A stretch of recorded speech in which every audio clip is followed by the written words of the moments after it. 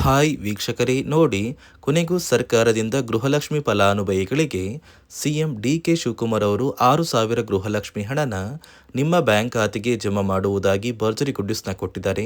ಸುಮಾರು 4ರಿಂದ 5 ಲಕ್ಷ ಮಹಿಳೆಯರಿಗೆ ಇನ್ನು ಮುಂದೆ ಗೃಹಲಕ್ಷ್ಮಿ ಹಣ ಕ್ಯಾನ್ಸಲ್ ಆಗ್ತಾ ಇದ್ದು, ನೀವು ಹಣ ಪಡಿಲೇಬೇಕು ಅಂದರೆ ಈ ಕೂಡಲೇ ನಿಮ್ಮ ಒಂದು ರೇಷನ್ ಕಾರ್ಡ್ ಮತ್ತು ಆಧಾರ್ ಕಾರ್ಡ್ನ ತಗೊಂಡೋಗಿ ಗೃಹಲಕ್ಷ್ಮಿಗೆ ಮರು ಅರ್ಜಿನ ಹಾಕಬೇಕಾಗುತ್ತೆ. ಹೇಗೆ ನೀವು ಮರು ಅರ್ಜಿ ಹಾಕಬೇಕು ಅಂತ ಕೂಡ ತಿಳಿಸ್ಕೊಡ್ತೀನಿ. ಅದೇ ರೀತಿ ಸರ್ಕಾರದಿಂದ ಈಗಾಗಲೇ 6,000 ಹಣ ಜಮಾ ಆಗ್ತಾ ಇದ್ದು, ನಿಮ್ಮ ಬ್ಯಾಂಕ್ ಖಾತೆಗೂ ಕೂಡ ನಾಳೆ ಮಂಗಳವಾರ ಜುಲೈ 7ರಂದು ಕರ್ನಾಟಕದ 28 ಜಿಲ್ಲೆಗಳನ್ನು 3 ವಿಭಾಗ ಮಾಡಿ ಮಧ್ಯಾಹ್ನ ಸುಮಾರು 1 ಗಂಟೆಯ ನಂತರ ಸರ್ಕಾರ 6,000 ಹಣನ ನಿಮ್ಮ ಬ್ಯಾಂಕ್ ಖಾತೆಗೆ ಜಮಾ ಮಾಡ್ತಾ ಇದೆ. ಅದೇ ರೀತಿ ರೇಷನ್ ಕಾರ್ಡ್ದಾರರಿಗೂ ಕೂಡ ಭರ್ಜರಿ ಗುಡ್ಡಿಸ್ನ ಕೊಟ್ಟಿದ್ದು, ಗೃಹಲಕ್ಷ್ಮಿ ಹಣ ಯಾವ ಫಲಾನುಭವಿಗಳಿಗೆ ಬರುತ್ತೆ ಮತ್ತು ಯಾವ ಫಲಾನುಭವಿಗಳಿಗೆ ಕ್ಯಾನ್ಸಲ್ ಆಗಿದೆ ಅಂತ ನಾನು ನಿಮಗೆ ಕಂಪ್ಲೀಟ್ ಆಗಿ ತಿಳಿಸ್ಕೊಡ್ತಾ ಇದ್ದೀನಿ. ಅದಕ್ಕಿಂತ ಮೊದಲು ನೋಡಿ ವೀಕ್ಷಕರೇ, ನೀವು ನನ್ನ ಚಾನಲ್ನ ಸಬ್ಸ್ಕ್ರೈಬ್ ಆಗದೆ ಆಗಿ ವಿಡಿಯೋ ನೋಡ್ತಾ ಇದ್ರೆ ದಯಮಾಡಿ ಪ್ರತಿಯೊಬ್ಬರು ಚಾನಲ್ನ ಸಬ್ಸ್ಕ್ರೈಬ್ ಮಾಡ್ಕೊಳ್ಳಿ, ಹಾಗೆ ವಿಡಿಯೋಗೆ ಒಂದು ಲೈಕ್ನ ಕೊಡಿ. ಹೌದು ವೀಕ್ಷಕರೇ, ಸರ್ಕಾರದಿಂದ ಗೃಹಲಕ್ಷ್ಮಿ ಯೋಜನೆಯ ಪ್ರತಿಯೊಂದು ಫಲಾನುಭವಿಗಳಿಗೆ ಈಗಾಗಲೇ 6,000 ಹಣ ಜಮಾ ಆಗೋದಕ್ಕೆ ಶುರುವಾಗಿದೆ. ಸುಮಾರು 4ರಿಂದ 5 ಲಕ್ಷಕ್ಕಿಂತ ಅಧಿಕ ಮಹಿಳೆಯರ ಬ್ಯಾಂಕ್ ಖಾತೆಗೆ ಇನ್ನು ಮುಂದೆ ಗೃಹಲಕ್ಷ್ಮಿ ಹಣ ಬರೋದಿಲ್ಲ ಅಂತ ಸರ್ಕಾರ ಆದೇಶ ಕೂಡ ಕೊಟ್ಟಿದ್ದು, ನೀವು ಗೃಹಲಕ್ಷ್ಮಿ ಹಣ ಪಡಿಬೇಕು ಅಂದರೆ ಈ ಕೂಡಲೇ ಈ ಜುಲೈ ತಿಂಗಳಲ್ಲಿ ನಿಮ್ಮ ಊರಿಗೆ ಹತ್ತಿರವಿರುವ ಕರ್ನಾಟಕ ಒನ್, ಗ್ರಾಮ ಒನ್ ಅಥವಾ ಬೆಂಗಳೂರು ಒನ್ ಸೇವಾ ಕೇಂದ್ರಕ್ಕೆ ಹೋಗಿ ನೀವು ಗೃಹಲಕ್ಷ್ಮಿಗೆ ಮರು ಅರ್ಜಿ ಹಾಕೋದು ಕಡ್ಡಾಯ. ಈಗಾಗಲೇ 6,000 ಹಣ ಏನು ಬರ್ತಾ ಇದೆ, ಆ ಒಂದು ಹಣದಲ್ಲಿ ಕಳೆದ ಜೂನ್ ತಿಂಗಳ 32ನೇ ಕಂತು, ಮೇ ತಿಂಗಳ 31ನೇ ಕಂತು ಹಾಗೂ ಏಪ್ರಿಲ್ ತಿಂಗಳ ಹಣ ಬಂದಿಲ್ಲ ಅಂದರೆ ಏಪ್ರಿಲ್ ತಿಂಗಳ 30ನೇ ಕಂತಿನ ಹಣ ಕೂಡ ಸೇರಿದ್ದು, ಒಟ್ಟು 6,000 ಹಣನ ಫಲಾನುಭವಿಗಳ ಬ್ಯಾಂಕ್ ಖಾತೆಗೆ ಸರ್ಕಾರ ನಾಳೆ ಮಂಗಳವಾರ ಜುಲೈ 7ರಂದು ಮಧ್ಯಾಹ್ನ ಸುಮಾರು 1 ಗಂಟೆಯ ಸಮಯಕ್ಕೆ ನಿಮ್ಮ ಬ್ಯಾಂಕ್ ಖಾತೆಗೆ ಜಮಾ ಮಾಡ್ತಾ ಇದ್ದು, ಕರ್ನಾಟಕದ 28 ಜಿಲ್ಲೆಗಳಿಗೆ 3 ಹಂತಗಳಲ್ಲಿ ಬರ್ತಾ ಇದೆ. ಮೊದಲ ಹಂತದಲ್ಲಿ ಬೆಂಗಳೂರು ವಿಭಾಗಕ್ಕೆ ಹಣ ಬರ್ತಾ ಇದ್ದು, ಬೆಂಗಳೂರು ನಗರ, ಬೆಂಗಳೂರು ಗ್ರಾಮಾಂತರ, ರಾಮನಗರ, ಚಿಕ್ಕಬಳ್ಳಾಪುರ, ಚಿತ್ರದುರ್ಗ, ದಾವಣಗೆರೆ, ಕೋಲಾರ, ಶಿವಮೊಗ್ಗ, ತುಮಕೂರು. ಅದೇ ರೀತಿ ಎರಡನೆಯ ಹಂತದಲ್ಲಿ ಬೆಳಗಾವಿ ವಿಭಾಗಕ್ಕೆ ಹಣ ಬರ್ತಾ ಇದ್ದು, ಬಾಗಲಕೋಟೆ, ಬೆಳಗಾವಿ, ವಿಜಯಪುರ, ಧಾರವಾಡ, ಗದಗ, ಹಾವೇರಿ, ಉತ್ತರ ಕನ್ನಡ, ಬಳ್ಳಾರಿ, ಬೀದರ್ ಮತ್ತು ಕಲಬುರಗಿ. ಮೂರನೆಯ ಮತ್ತು ಕೊನೆಯ ಹಂತದಲ್ಲಿ ಮೈಸೂರು ವಿಭಾಗಕ್ಕೆ ಹಣ ಬರ್ತಾ ಇದ್ದು, ಚಾಮರಾಜನಗರ, ಚಿಕ್ಕಮಗಳೂರು, ದಕ್ಷಿಣ ಕನ್ನಡ, ಹಾಸನ, ಕೊಡಗು, ಮಂಡ್ಯ, ಮೈಸೂರು, ಉಡುಪಿ, ರಾಯಚೂರು, ಯಾದಗಿರಿ, ವಿಜಯನಗರ. ಹೀಗೆ ಸರ್ಕಾರ ಪ್ರತಿಯೊಂದು ಫಲಾನುಭವಿಗಳಿಗೆ 3 ಹಂತಗಳಲ್ಲಿ ಗೃಹಲಕ್ಷ್ಮಿ ಯೋಜನೆಯ 6,000 ಹಣನ ಜಮಾ ಮಾಡ್ತಾ ಇದೆ. ನಿಮ್ಮ ಬ್ಯಾಂಕ್ ಖಾತೆಗೆ ಗೃಹಲಕ್ಷ್ಮಿ ಯೋಜನೆಯ 3 ತಿಂಗಳ 6,000 ಹಣ ಜಮಾ ಆಗಬೇಕು ಅಂದರೆ ನೀವು ಆದಷ್ಟು ಬೇಗ ಗೃಹಲಕ್ಷ್ಮಿಗೆ ಮರು ಅರ್ಜಿನ ಹಾಕೋದು ಕಡ್ಡಾಯ. ಯಾವ ಕಾರಣಕ್ಕೆ ನೀವು ಮರು ಅರ್ಜಿ ಹಾಕಬೇಕು ಅಂತ ಕೂಡ ತಿಳಿಸ್ಕೊಡ್ತಾ ಇದ್ದೀನಿ. ನೋಡಿ ವೀಕ್ಷಕರೇ, ಸುಮಾರು 2ರಿಂದ 3 ಲಕ್ಷಕ್ಕಿಂತ ಅಧಿಕ ಮಹಿಳೆಯರಿಗೆ ಗೃಹಲಕ್ಷ್ಮಿ ಹಣನ ಸರ್ಕಾರ ಕ್ಯಾನ್ಸಲ್ ಮಾಡಿದೆ. ಯಾಕಂದರೆ ಈ 3 ಲಕ್ಷಕ್ಕಿಂತ ಅಧಿಕ ಫಲಾನುಭವಿಗಳ ಬ್ಯಾಂಕ್ ಖಾತೆಗೆ ಪ್ರತಿ ತಿಂಗಳು ಗೃಹಲಕ್ಷ್ಮಿ ಹಣ ಜಮಾ ಆಗ್ತಾ ಇತ್ತು. ಸುಮಾರು ಸಾಕಷ್ಟು ಫಲಾನುಭವಿಗಳು ಮರಣ ಹೊಂದಿದ್ದಾರೆ. ಆ ಮರಣ ಹೊಂದಿರುವ ಫಲಾನುಭವಿಗಳ ಒಂದು ಸಂಖ್ಯೆ 2 ಲಕ್ಷಕ್ಕಿಂತ ಜಾಸ್ತಿ ಇದೆ.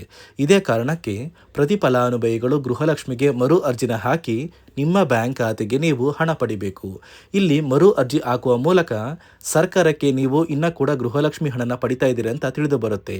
ಮತ್ತು ಯಾರೆಲ್ಲ ಫಲಾನುಭವಿಗಳು ಮರು ಅರ್ಜಿನ ಹಾಕೋಲ್ಲ ಅಂತಹ ಫಲಾನುಭವಿಗಳ ಒಂದು ಹೆಸರನ್ನ ಗೃಹಲಕ್ಷ್ಮಿ ಯೋಜನೆಯ ಅರ್ಹರ ಪಟ್ಟಿಯಿಂದ ಸರ್ಕಾರ ಕ್ಯಾನ್ಸಲ್ ಮಾಡುತ್ತೆ. ಸರ್ಕಾರಕ್ಕೆ 2 ಲಕ್ಷಕ್ಕಿಂತ ಅಧಿಕ ಮಹಿಳೆಯರು ಮರಣ ಹೊಂದಿರೋದು ತಿಳಿದು ಬಂದಿದೆ. ಇದೇ ಕಾರಣಕ್ಕೆ ಈ ಜುಲೈ ತಿಂಗಳಲ್ಲಿ ಸರ್ಕಾರದಿಂದ ನೇಮಕಗೊಂಡಿರುವ ಕೆಲವು ಅಧಿಕಾರಿಗಳು ನಿಮ್ಮ ಮನೆ ಬಾಗಿಲಿಗೆ ಬಂದು ಪ್ರತಿ ಫಲಾನುಭವಿಗಳ ಒಂದು ದಾಖಲಾತಿಗಳನ್ನ ಮರುಪರಿಶೀಲನೆ ಮಾಡಿ ಮತ್ತೆ ಅರ್ಜಿನ ಹಾಕ್ಸ್ಕೊಂಡು ಹೋಗ್ತಾರೆ. ನಂತರ ನಿಮ್ಮ ಬ್ಯಾಂಕ್ ಖಾತೆಗೆ 3 ತಿಂಗಳ 6,000 ಹಣ ಬರುತ್ತೆ. ಅದೇ ರೀತಿ ಇನ್ನು ಮುಂದೆ ಪ್ರತಿ ವರ್ಷವೂ ಕೂಡ ನೀವು ವರ್ಷದ ಕೊನೆಯಲ್ಲಿ ಗೃಹಲಕ್ಷ್ಮಿಗೆ ನೀವು ಹೊಂದಿರುವ ಲೈಫ್ ಸರ್ಟಿಫಿಕೇಟ್ನ ಕೊಟ್ಟು ಅರ್ಜಿನ ಹಾಕಿದ್ರೆ ಮಾತ್ರ ಆ ಒಂದು ವರ್ಷದಲ್ಲಿ ಪ್ರತಿ ತಿಂಗಳು ಗೃಹಲಕ್ಷ್ಮಿ ಯೋಜನೆಯ 6,000 ಹಣ ಬರುತ್ತೆ.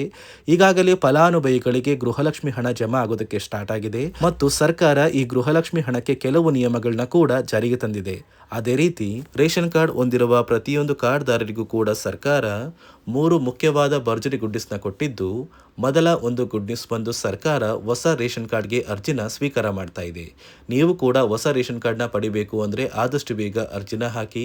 ಅದೇ ರೀತಿ ಎರಡನೆಯ ಒಂದು ಗುಡ್ ನ್ಯೂಸ್ ಬಂದು ನೋಡಿ ವೀಕ್ಷಕರೇ, ನಿಮ್ಮ ಒಂದು ರೇಷನ್ ಕಾರ್ಡ್ಗೆ ಸರ್ಕಾರದಿಂದ ಈ ಜುಲೈ ತಿಂಗಳಲ್ಲಿ 3 ತಿಂಗಳ ಒಟ್ಟು 15 ರೀತಿಯ ಆಹಾರ ಪದಾರ್ಥಗಳನ್ನ ಪ್ರತಿಯೊಂದು ರೇಷನ್ ಕಾರ್ಡ್ದಾರರಿಗೆ ಸರ್ಕಾರ ಕೊಡುವುದಾಗಿ ಒಂದು ನಿರ್ಧಾರ ಮಾಡಿದೆ. ಹೌದು ವೀಕ್ಷಕರೇ, ನಿಮ್ಮ ಒಂದು ರೇಷನ್ ಕಾರ್ಡ್ಗೆ ಜುಲೈ ತಿಂಗಳ ಇಂದಿರಾ ಕಿಟ್ ಸಿಗುತ್ತೆ ಮತ್ತು ಜೂನ್ ತಿಂಗಳ ಇಂದಿರಾ ಕಿಟ್ ಸಿಗುತ್ತೆ. ಅದೇ ರೀತಿ ಮೇ ತಿಂಗಳ ಇಂದಿರಾ ಕಿಟ್ನ ಕೂಡ ಸರ್ಕಾರ ಕೊಡ್ತಾ ಇದ್ದು ಒಟ್ಟು 3 ತಿಂಗಳ 15 ಆಹಾರ ಪದಾರ್ಥಗಳನ್ನ ಸರ್ಕಾರ ಪ್ರತಿ ಕಾರ್ಡ್ದಾರರಿಗೆ ವಿತರಣೆ ಮಾಡ್ತಾ ಇದೆ. ಮೂರನೆಯ ಒಂದು ಗುಡ್ ನ್ಯೂಸ್ ಬಂದು ಇನ್ನು ಮುಂದೆ ನೀವು ಉಚಿತ ಅಕ್ಕಿ ಪಡಿಬೇಕು ಅಂದರೆ ಆ ಒಂದು ಬಯೋಮೆಟ್ರಿಕ್ ಮಷಿನ್ ಮೇಲೆ ಬೆರಳಿಡುವಂತಹ ಅವಶ್ಯಕತೆ ಇಲ್ಲ. ಯಾಕಂದ್ರೆ ಇದೀಗ ಸರ್ಕಾರ ನಿಮ್ಮ ಒಂದು ಬೆರಳು ಆ ಒಂದು ಮಷಿನಲ್ಲಿ ಎಂಟ್ರಿ ಆಗಿಲ್ಲ ಅಂದ್ರೂ ಕೂಡ ಆ ಒಂದು ಅಧಿಕಾರಿಗಳು ಪುಸ್ತಕದಲ್ಲಿ ನಿಮ್ಮ ಒಂದು ಹೆಸರನ್ನ ಬರ್ಕೊಂಡು ನಿಮ್ಮ ಕಾರ್ಡಿಗೆ ಅಕ್ಕಿನ ಕೊಡಬೇಕು ಅಂತ ಸರ್ಕಾರ ಆದೇಶ ಕೊಟ್ಟಿದ್ದು, ಈ 3 ಗುಡ್ ನ್ಯೂಸ್ನ ಪ್ರತಿಯೊಂದು ಫಲಾನುಭವಿಗಳಿಗೆ ಸರ್ಕಾರ ಕೊಡ್ತಾ ಇದೆ. ಇದರ ಜೊತೆಗೆ ನಿಮ್ಮ ಬ್ಯಾಂಕ್ ಖಾತೆಗೆ ಗೃಹಲಕ್ಷ್ಮಿ ಯೋಜನೆಯ ಹಣ ಇನ್ನು ಮುಂದೆ ಬರಬೇಕು ಅಂದರೆ 5 ರೀತಿಯ ಹೊಸ ನಿಯಮಗಳನ್ನ ನೀವು ಪಾಲಿಸಬೇಕು ಅಂತ ಸರ್ಕಾರ ಆದೇಶ ಕೊಟ್ಟಿದೆ. ಅದೇ ರೀತಿ ನೋಡಿ ಸ್ನೇಹಿತರೆ, ಈ ಬಾರಿ ಸುಮಾರು 3 ಲಕ್ಷಕ್ಕಿಂತ ಅಧಿಕ ಫಲಾನುಭವಿಗಳ ಬ್ಯಾಂಕ್ ಖಾತೆಗೆ ಸರ್ಕಾರ ಗೃಹಲಕ್ಷ್ಮಿ ಯೋಜನೆಯ ಹಣನ ಜಮಾ ಮಾಡ್ತಾ ಇಲ್ಲ. ಕಾರಣ ಏನು ಅಂದರೆ ನಿಮ್ಮ ಬ್ಯಾಂಕ್ ಖಾತೆಗೆ ಡೆಬಿಟ್ ಮೂಲಕ ಹಣ ಜಮಾ ಮಾಡುವಂತಹ ಸಂದರ್ಭದಲ್ಲಿ ಸರ್ಕಾರ ಸಾಕಷ್ಟು ಫಲಾನುಭವಿಗಳ ಒಂದು ಬ್ಯಾಂಕ್ ಖಾತೆಗೆ ಹಣ ಜಮಾ ಮಾಡೋದನ್ನು ಕ್ಯಾನ್ಸಲ್ ಮಾಡಿದೆ. ಯಾಕಂದರೆ ಇತ್ತೀಚೆಗೆ ಹಣಕಾಸು ಇಲಾಖೆ ಜಾರಿಗೆ ತಂದಿರುವ 5 ನಿಯಮಗಳ ಆಧಾರದ ಮೇಲೆ ಪ್ರತಿಯೊಂದು ಫಲಾನುಭವಿಗಳಿಗೆ ಸರ್ಕಾರ ಈ ಒಂದು ಹಣನ ಜಮಾ ಮಾಡ್ತಾ ಇದ್ದು, ಯಾರೆಲ್ಲ ಫಲಾನುಭವಿಗಳು ಈ ನಿಯಮಗಳನ್ನ ಪಾಲಿಸಿಲ್ಲ ನಿಮ್ಮ ಬ್ಯಾಂಕ್ ಖಾತೆಗೂ ಕೂಡ ಹಣ ಜಮಾ ಆಗೋದಿಲ್ಲ. ಹಾಗಾದರೆ ಬನ್ನಿ ಸ್ನೇಹಿತರೆ, ಸರ್ಕಾರ ಜಾರಿಗೆ ತಂದಿರುವ ಆ 5 ಹೊಸ ನಿಯಮಗಳು ಏನು ಅಂತ ನಾನು ನಿಮಗೆ ತಿಳಿಸ್ಕೊಡ್ತಾ ಇದ್ದೀನಿ. ನೋಡಿ ಸ್ನೇಹಿತರೆ, ಮೊದಲನೆಯ ಒಂದು ನಿಯಮ ಬಂದು ಸಾಕಷ್ಟು ಫಲಾನುಭವಿಗಳು ಹೊಂದಿರುವಂತಹ ಒಂದು ರೇಷನ್ ಕಾರ್ಡ್ ಏನಿದೆ ಆ ಒಂದು ರೇಷನ್ ಕಾರ್ಡ್ನ ಮನೆಯ ಸದಸ್ಯರ ಪ್ರತಿಯೊಬ್ಬರ ಒಂದು ಆಧಾರ್ ಕಾರ್ಡ್ನ ನಿಮ್ಮ ರೇಷನ್ ಕಾರ್ಡ್ಗೆ ಕಡ್ಡಾಯವಾಗಿ ಲಿಂಕ್ ಮಾಡಿಸ್ಬೇಕು.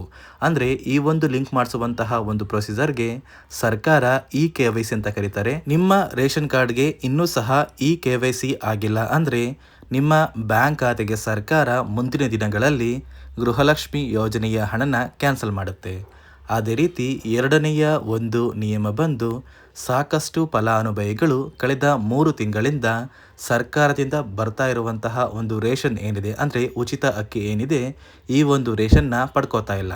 ಒಂದು ವೇಳೆ ಕಳೆದ 3 ತಿಂಗಳಿಂದ ನೀವು ರೇಷನ್ನ ಪಡ್ಕೊಂಡಿಲ್ಲ ಅಂದರೆ ಸರ್ಕಾರ ನಿಮ್ಮ ಬಳಿ ಇರುವಂತಹ ಒಂದು ರೇಷನ್ ಕಾರ್ಡ್ನ ಕ್ಯಾನ್ಸಲ್ ಮಾಡುತ್ತೆ. ನಿಮ್ಮ ರೇಷನ್ ಕಾರ್ಡ್ನ ಸರ್ಕಾರ ಕ್ಯಾನ್ಸಲ್ ಮಾಡಿದರೆ ನಿಮ್ಮ ಬ್ಯಾಂಕ್ ಖಾತೆಗೆ ಗೃಹಲಕ್ಷ್ಮಿ ಯೋಜನೆಯ ಹಣ ಇರ್ಬೋದು ಮತ್ತು ಸರ್ಕಾರದಿಂದ ಬರುವಂತಹ ಒಂದು ಸೌಲಭ್ಯಗಳನ್ನ ನೀವು ಕಳ್ಕೋಬೇಕಾಗುತ್ತೆ. ಅದೇ ರೀತಿ ಮೂರನೆಯ ಒಂದು ನಿಯಮ ಬಂದು ನೋಡಿ ಸ್ನೇಹಿತರೆ, ನಿಮ್ಮ ಬಳಿ ಇರುವಂತಹ ಒಂದು ಆಧಾರ್ ಕಾರ್ಡ್ ಏನಿದೆ ಆ ಒಂದು ಆಧಾರ್ ಕಾರ್ಡ್ನ ಕಳೆದ 15 ವರ್ಷಗಳಲ್ಲಿ ನೀವು ಯಾವುದೇ ರೀತಿಯ ಒಂದು ತಿದ್ದುಪಡಿನ ಮಾಡಿಸಿಲ್ಲ ಅಂದರೆ ನಿಮ್ಮ ಬ್ಯಾಂಕ್ ಖಾತೆಗೆ ಸರ್ಕಾರ ಗೃಹಲಕ್ಷ್ಮಿ ಯೋಜನೆಯ ಹಣನ ಕ್ಯಾನ್ಸಲ್ ಮಾಡುತ್ತೆ.